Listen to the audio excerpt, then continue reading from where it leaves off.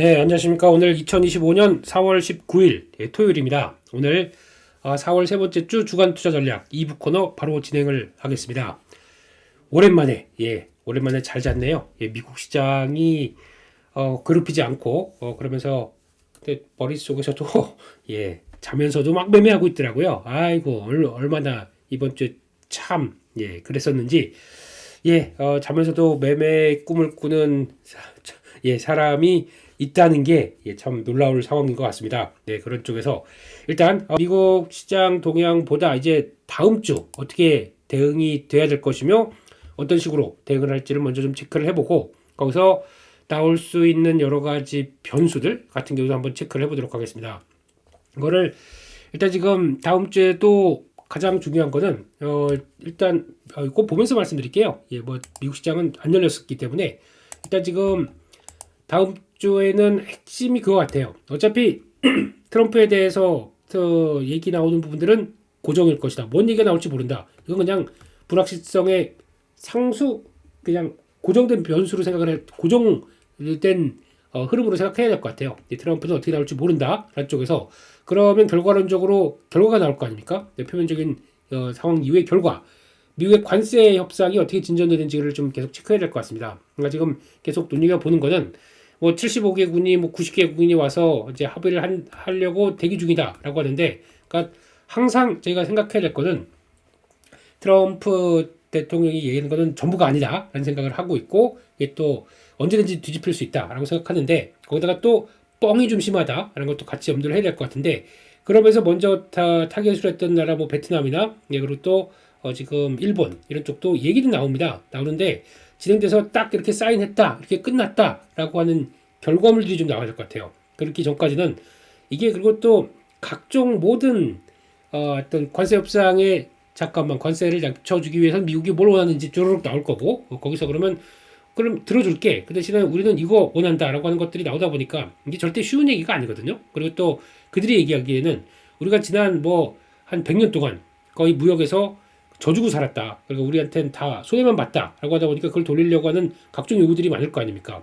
그거에 대해서 그러면 하루아침에 무슨 짧은 시간 안에 막 되돌리면서 사인 빠라락 하는 게 그게 맞겠느냐라는 쪽도 보다 보면은 아무래도 진통이나 노이즈나 여러 가지는 나올 수밖에 없다라고 생각되고 있고, 게다가 또 일본 같은 경우는 방위비, 이것도 우리 똑같이 걸릴 거예요. 근데 우리는 방위비 협약이 올해 8월인가 그때 작년에 개정해서 들어가는 것들이 있습니다. 그러다 보니까 올해 방위비 관련된 쪽들은 이번에 통상 쪽에 들어가는 게 아닌 게 맞는데 자꾸 그걸 갖고 끌어오냐 보니까 그냥 그들 마음인 거죠. 그러니까 일본도 거기서 약간 좀 핀트가 안 맞다고 봐야 될까요? 그런 쪽으로 나오는 것 같고, 그래서 이런 모든 걸 통틀어서 이게 어느 정도 진전이 돼야 그 다음에 이제 관세 본격적으로 어떤 나라든 간에 타겟이 돼서 어떤 식으로 하게 되면 관세 낮춰주는구나 라고 하는 스탠다드가 나와야 되겠죠. 표준이 좀 있어야 될 것 같습니다. 그게 돼야 리스크에 대한 부담을 좀 덜을 수 있지 않나 라는 쪽들인데, 이게 먼저 되는 건지가 중요할 것 같고, 게다가 또 중국과의 협상이죠.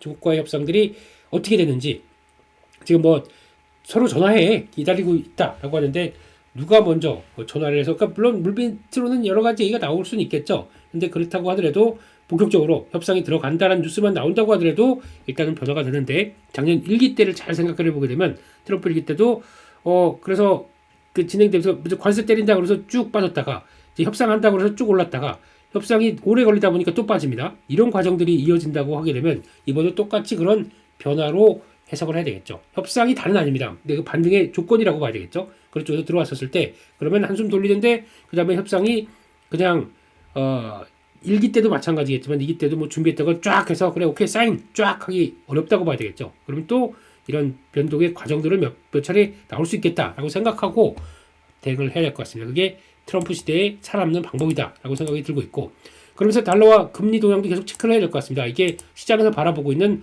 어떤 지금 현재의 현 상태니까요. 그거 한번 체크를 해보게 되면 일단 금리입니다.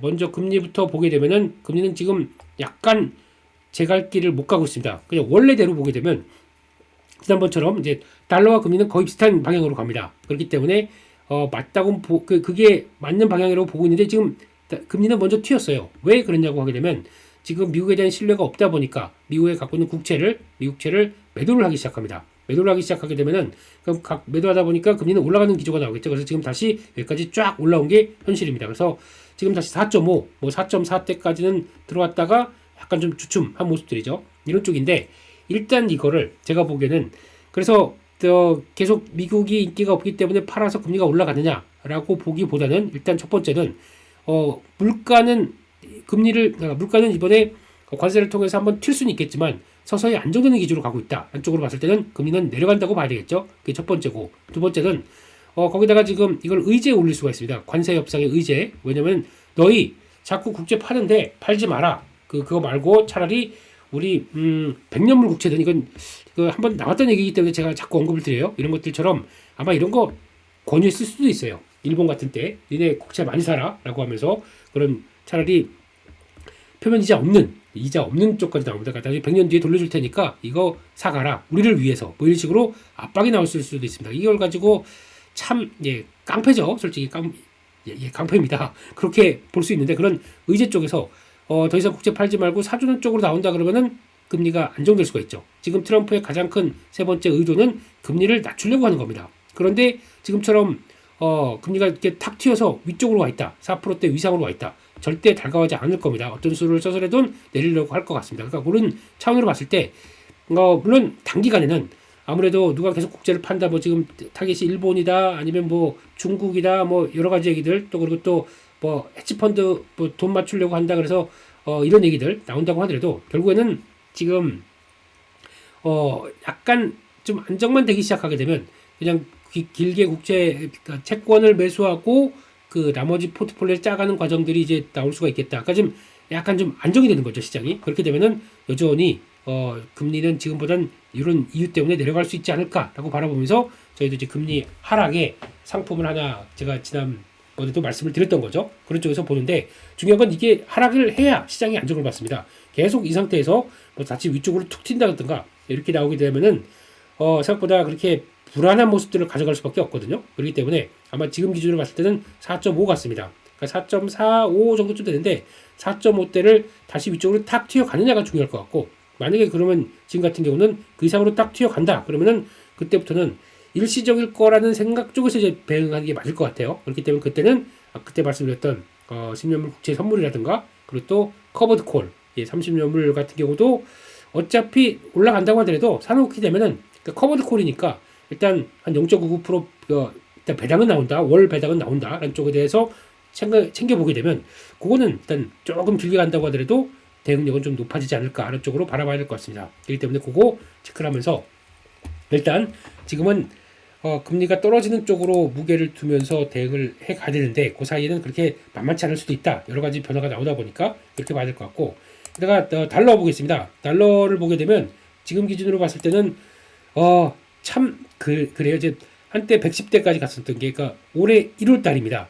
110대 갔던 게 지금 10%가, 그러니까 즉 환율은 그렇게 크게 잘 움직이지 않거든요. 근데 그런 쪽에서 10%가 움직였다. 놀라운 일이죠. 그렇게 되면 지금 99대가 어디냐? 작년에 1월달 얘기입니다. 2023년도 1월달 이때 나왔던 99대, 100대가 여기까지 들어와 있습니다. 여기서 안정받고 턴하느냐가 관건인 것 같은데 지금 나오는 기조 쪽에서 미국에 대한 실방들이 상당히 많다니까 정확하게 보게 되면 이탈을 했어요. 이탈을 99점 중반대였으니까 그렇게 되게 되면 요게 그래서 자리 못 잡고 반등은 시도를 하는데 반등을 시도를 살짝 하다가 뭐 100대 근처에서 다시 또 빠진다. 그래서 새로운 저가가 나온다. 그러면은 이때부터는 이제 저희가 얘기하는 원화가 상대적으로 강한 강세가 나오기 시작하겠죠. 그런 것도 염두를 해야 될 것 같고, 거기다가 달러 원 볼까요? 달러 원을 보게 되면 지금 기준으로 봤을 때는 또 똑같이 1,423원. 그러니까 지금 한번 급하게 달러가 약세로 가면서 한번 밀렸었죠. 그러면서 지금 딱 여기서 버티고 있습니다. 근데 이것도 마찬가지로 지금 밑인데 원래 보게 되면 여기 와 있어야 되는 거죠. 이 정도쯤에. 그래서 1,300원대 후반대가 맞는데 일단 이렇게 돼 있고, 혹시나 추가적으로 정부가 안정이 되는 모습들까지 나온다 그러면 그 밑으로는 열려 있는데 아까처럼 말씀드린 것처럼 달러의 흐름에 따라서 속도가 붙을 것 같아요. 그렇게 봐야 될 것 같고, 저희가 또 하나 체크하는 거는 달러 N 같은 경우도 눈여겨봐야 되겠죠. 지금 생각보다 많이 밀려 내려와 있습니다. 그렇기 때문에 지금 요 자리 140대가 그러니까 그때보다는 그래도 좀 나아요. 근데 이건 좀 약간 일본 정부의 개입이 있다고 생각합니다. 140대가 이탈하게 되면 요거는 이제 새로운 영역이 펼치는 거거든요. 그러니까 지난 요때 같은 경우는 엔화가 그 강세로 쭉 가기 시작하면서 1차적으로 뭐 털려야 될 엔캐리 트레이드가 한번 털렸다라고 하게 되면 지금은 그때보다는 여유가 있는 거죠. 그 이하를 내려가지 않았기 때문에 이 상황 쪽에서 140엔이 이탈된다. 그러면 요때보다 그 밑에서 이제 설정했던 엔캐리 트레이드 같은 경우는 또 압박이 나올 수밖에 없겠죠. 그렇게 되면은 그때는 또 새롭게 엔캐리 트레이드에 대한 압박 나오면서 물량이 나올 가능성이 있기 때문에 그거는 좀 주의하자라는 쪽으로 봐야 될 것 같고, 근데 그래도 이렇게 되면은 어떤 현상이 나오냐면 일본 증시가 망가집니다. 그렇게 되면은 일본 증시 망가지면서 그거에서 끝나라고 하면서만 보고 그냥 다른 증시는 계속 달려가기는 불편하겠죠. 이게 그러다 보니까 글로벌 시장에 영향을 준다라고 봐야 되겠죠. 그것도 끼치고 마찬가지로 엔캐리 트레이드도 영향을 나올 수가 있기 때문에 140엔짜리는 일단 다음 미국이 달러가 약세로 가게 되면 요거까지도 변화가 들어온지도 봐야 될 것 같습니다. 왜냐하면 지금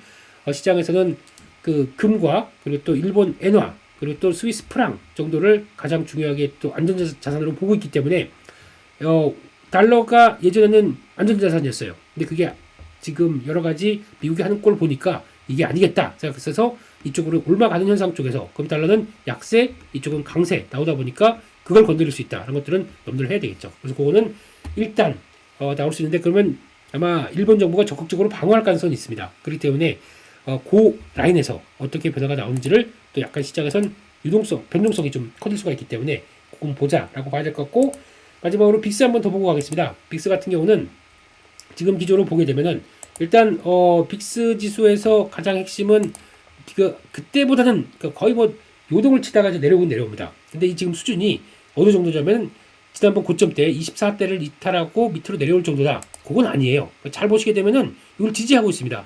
여기 보시게 되면 그러면 요 라인들을 지지하고 있다는 얘기죠. 정확하게는 빅스가 지금 저희가 보는 빅스 기준으로 보게 되면 24. 그러니까 이게 조금 달라요. S&P 쪽과도 다를 거고 한 두어 개가 더 있거든요. 근데 지금 이쪽은 그래도 24대를 이탈을 하는 모습들, 지금 여기 쌍바닥을 찍었습니다. 그리고 다시 올라가요. 그렇다는 얘기는 아직 변동성 안 끝났어 라고 얘기하면서 그 위쪽에서 놀고 있거든요. 그래서 만약에 지금 미국 시장이 턴을 해서 강력한 지금 신호가 나오기 시작한다 라고 하게 되면 미국 그러면 같이 볼까요? 지금 미국 시장에서는 변화가 아마 요 자리 그러니까 17,000대 나스닥 기준은 17,100선 여기 넘어가서 50원선까지 이렇게 쭉 하고 들어간 게 확인돼야 그다음에 빅스가 24로 내려올 것 같습니다. 그 밑으로. 그 전까지는 아직은 리스크가 안 끝났다라고 보는 관점이 있기 때문에 여전히 그렇게 봐야 되겠죠. 그렇게 완전히 만만한 상황들이 아니다. 하지만 그와 비교해서 한국을 봤을 때는 미국은 아직까지 지금까지 많이 올라온 것도 있고 거기다가 또 여러 가지 앞으로에 대한 부담들도 있다 보니까 여기죠. 가다가 쭉 올라오다가 깨지는 자리이다 보니까 여기서는 왔다 갔다 하면서 아직 조금 불안한 심리를 보인다고 하더라도 똑같이 코스피 월봉을 볼까요? 뭐 오른 게 있어야죠. 한국 이 자리입니다. 작년같이 지금 2023년도부터 2024년 그러니까 작년까지 거의 70%가 그러니까 2배가 올랐어요. 이날 만대여서 2022년도가 저점이었는데 2024년도 2025년 올해 초까지 거의 2년 동안 지수가 2배가 올랐습니다. 이렇게 되기 때문에 조정이 나오는 건 당연하다라고 받아들여야 될 것 같죠. 근데 여기다 대고 미국 시장이 되겠다라고 생각하면서 계속 매수하는 것은 시간도 좀 오래 걸릴 수가 있어요. 2배 가까이 올랐는데 그러면 적어도 만에서 2만까지 올랐으면은 15,000 정도까지, 그러니까 정확하게 딱 50% 조정받는 이번에 나왔던 패턴 이해할 수 있습니다. 그게 맞는 겁니다. 근데 그게 딱 찍고 바로 V자로 쫙 돌아가겠느냐? 지금 같은 이런 혼탁한 시기에 아닐 수가 있겠죠. 근데 단 한국 같은 경우는 2023년도 볼까요? 2023년도 그때 2022년도에서 여기죠. 여기서 지수가 2200대였었습니다. 그러다가 지금 현재가 2590선. 딴 때는 아직까지 미국 시장을 보게 되면 70% 올랐다고 볼 수 있지 않습니까? 근데 저희는 그게 아니라 지금 2200에서 70%는커녕 거의 뭐 해봐야 10% 올랐나요? 그런 자리 쪽에서 와 있는데 이거 가지고 미국 때문에 더 빠지라고요? 그거는 조금 좀 억울하지 않습니까? 그렇기 때문에 시장 반응이 일단 버틴다. 포인트를 맞추고 움직인다고 봐야 되겠죠. 그러다 보니까 자연스러운 이런 현상, 많이 올랐다는 건 좀 줄어들고 밸류 쪽에서 여러 가지 메리트가 있는 시장 쪽에서는 그나마 선망하고 그게 당연한 결과겠죠. 그러다 보니까 미국이 아니라 올해는 한국이다 라는 쪽에 대한 그리고 변화가 나올 수가 있겠죠. 그래서 미국이 안정받으면 한국은 더 탄력을 받을 수가 있겠죠. 지금 이 상황 쪽에서 그럼 못 갔었던 그러면 다른 종목들이 움직인다. 특히 반도체가 움직여야 제대로 가는 거 아니지 않습니까? 지수가 이거 움직이기 시작하게 되면 또 지수 금방 올라요. 또 그렇기 때문에 이런 관점 쪽으로 본다라고 하게 되면 이때는 또 그럼 태세를 반도체 쪽으로 쫙 또 올라가겠죠. 저희도. 예, 그래서 또 가만히 있겠습니까? 제가 또 열심히 입 털겠죠. 예, 그렇게 되고 아니면 2차전지나 2차전지도 지금 눈길은 가고 있어요. 지금 보니까 LG에너지 솔루션 중심으로는 계속 계약들이 보강이 되고 있더라고요. 그렇게 되면 이것도 대표적인 게 ESS고 그런 쪽으로 우리가 이거 다 할 것 같습니다. 중국을 계속 압박하게 되면 이건 지금 전혀 관심이 없는 상황이기 때문에 눈치는 보겠습니다. 이런 쪽으로 가야 될 것 같고 자동차도 또 하나 메리트는 관세 받는 거 인정. 하지만 밸류가 너무 싸요. 물론 이제 다른 자동차 회사들의 주식이 그렇게 비싼 편이 아니기 때문에 그렇다고 하더라도 그럼 현대차가 미래 밸류를 끌어올 게 아무것도 없을까요? 일단 뭐 전기차도 물론 있다고 하더라도 로봇이나 아니면 다른 뭐 여러 가지 사업들 하는 것들에 미래 밸류 들어올 수 있는 건 있다라고 하게 되면 여전히 단순 밸류 쪽에서 거기다가 또 하나 자동차를 사가지고 버틸 수 있는 거는 그거 딱 하나입니다. 그냥 예, 우선주를 사서 예, 현대차 우선주를 사서 배당받는 거죠. 그렇게 되면 충분히 지금 낮은 밸류에서도 해볼 수는 있습니다. 그거 오랜만에 볼까요? 그러니까 지금 시가총액 상위 종목들에도 무시를 못하는 게 현대차 예, 지금 어제부터 이게 잘 안 쳐지더라고요. 죄송합니다. 네, 손가락이 이상해졌어요. 예. 이 정도죠. 17만원대 중반대. 안 밀리고 계속 돌아서려고 하는 것들. 저희 패턴으로 볼까요? 지금 보게 되면은, 여기는 1차 밀 닿습니다. 그리고 버팁니다. 이 자리를. 그러면 왔다 갔다 한다고 하더라도, 13일선, 그러니까, N빌자리 들어갔다가 13일선 딱 치는 건 다 아는 수준이죠. 갔다가 또 밀립니다. 들어왔는데, 안 빠지고, 그러면 삼각수령이 이렇게 나오면서 돌아가기 시작합니다. 이런 걸 보게 되면, 현대차도 관심이, 그러니까 밀리게 되면 사는 게 맞죠. 마스터하고 버티는 게 맞죠. 그런 다음에 어디까지 오느냐? 여기. 그러니까 즉 20만원대 근처까지는 또 들어올 수가 있는 상황들이죠. 그런 쪽으로 본다 그러는데 현대차를 플레이하시는 분이나 자동차를 플레이하시는 분들 같은 경우도 어떤 추측으로 대응하냐면 그래 배당이 6.4%야. 어디 가서 내가 배당 받겠어? 라고 하는 관점들. 그리고 또 가치 투자가 발동한다. 그러면은 4배, 뭐 PBR 0.4배 이런 거 가지고 움직이는데 싸건 싸지만 그러니까 밀린다고 해도 어느 정도에선 더 안 밀리겠지만 뭐 특별히 약재가 없게 되면 근데 이걸 가지고 플러스 알파 그래도 미국에서 보여줄 수 있는 거 특히 조지아 공장 중심으로 미국 생산돼서 아예 없는 건 아니지 않습니까? 지금 아무것도 없어서 아이고 큰일 났다. 이제 관세 그냥 25%다 맞게 생겼다. 여기 안 와요 주가요. 그럼 벌써 지금 15만원대 왔을 겁니다. 그게 아니라 그래도 일말의 가능성들은 대응할 수 있다고 생각하다 보니까 여기서 지금 버티는 거죠. 그렇게 되는 과정들을 본다. 그러면 요거를 이용을 할 수는 있다고 생각되는데 이거는 뭐 그렇다고 저희가 현대차를 지금부터 사자라는 입장이 아니라 그런 과정들로 반도체도 마찬가지잖아요. SK하이닉스도 볼까요? 예. 말은 많고 탈은 많다고 하더라도 일단 여기 1차 밀까지 확 들어왔습니다. 그리고 더 이상 안 빠져요. 그렇다는 얘기는 아무리 그래도 실적 대비해서 올해 실적 대비해서 볼까요? 하이닉스 4.5배예요. 서용 PR이. 이거는 좀 너무한 거죠. 예, 이걸 PBR 1.6배 뭐 이거는 뭐 PBR은 뭐 그렇다고 쳐도 이런 정도의 밸류를 갖고 있는 상황들이라고 하게 되면 더 빠지는 게 말이 안 되는 거죠. 이번에도 버팁니다. 다른 뭐 엔비디아나 나머지 반도체 마이크론이 저 밑에서 그러니까 마이크론은 여기까지 빠졌다가 반도체 여기 이 정도 와 있거든요. 지금요. 이거에 비해서는 그래도 버틴다라고 보는 게 더 맞겠죠. 그런 쪽에서 버티는데 그렇게 되면은 슬슬 이제 또 중기 저항권 18만원대, 19만원대 여기 시도가가 들어가겠죠. 지난번에도 마찬가지로 여기 들어왔다가 일단은 55일선 근처까지 들어가는 게 일단 비중을 줄이는 관점과 똑같은 거로 이번도 마찬가지예요. 이 상황 쪽에서 힘내서 다시 한번 여기까지 들어온다 그러면 일단 기회적으로 줄이는 거겠죠. 근데 그런 쪽으로 본다 그러면 아마 이번엔 200일선이 더 저항일 겁니다. 그런 쪽으로 보게 되면 마찬가지로 지금 시장도 한 여기서 2500선에서 그리고 또 조금 벌린다 그러면 2500 한 40선 됩니다. 200일선이죠. 그런 쪽에서 어제 연합뉴스 경제TV에서 보니까 이진호 소장님께서도 말씀하셨던 게 일목기준표상에서 2540 중반대가 중요하다는 게 저희도 거의 유사하게 좀 나오고 있는 거죠. 네. 거기까지 들어왔는데 턴을 강하게 못한다 그러면 또 약간 부정적인 것처럼 그래서 저희도 전략이 똑같습니다. 2500선 들어오게 되면 요 정도부터 들어와서 첫 번째 제가 말씀드렸던 게 그래도 한국 시장은 강하다. 한국은 강하다라는 때 초점을 맞춰서 매매를 할 게 좀 여전히 많다 그러면은 일단 한 30%대 현금 들어놓는 게 맞고 근데 나는 그런 빠른 매매 못하고 그래도 일단 저항대까지 들어온 것들 기다렸다가 거기까지 좀 들어온 거 보면 좀 칠 거 치고 그래서 비중을 줄이겠다라고 하게 되면 약 한 40에서 50%까지 절반까지는 현금만 들어오는 게 좋고 그 다음에 여유 찾고 그 다음에 가장 시장이 되려고 하게 되면 이 정도까지 쓱 오다가 근데 지금 또 하나 걱정이다 보니 주의할 거는 이제 그러면 이격도가 여기까지 들어옵니다. 이제 100대가 들어와요. 여기까지 들어오게 되면 그러니까 대한민국 증시에서 100대까지 이상이 들어와서 그 다음에 모든 조건들이 나아지지 않았다고 하게 되면 100대 들어온 자리가 여기서부터 여기잖아요. 네, 그렇게 되면 이 상태 올라오긴 올라옵니다. 근데 또 내려와요. 또 밀리다가 또 다시 100대에서 좀 쭉 올라오다 그러면 또 올라오긴 올라옵니다. 오죠? 그러다간 또 빠지게 되면 또 내려와요. 그러니까 지금 100대가 그렇게 만만한 상황들은 아니었다. 이격도 저희 55 이격도를 봤었을 때 그런 자리로 보게 되면 이번에 또 들어온다라고 하게 되면 100대에서 좀 삐지적삐지적 되겠죠. 혹시나 위쪽으로 들어올 수도 있습니다. 하지만은 그게 생각보다 이렇게 오래 지속 못하고 있고 미국에서 흔들린다 그러면 또 내려올 수밖에 없는 구조를 갖고 있다는 관점 쪽에서 이렇게 말씀을 드린다고 보시면 됩니다.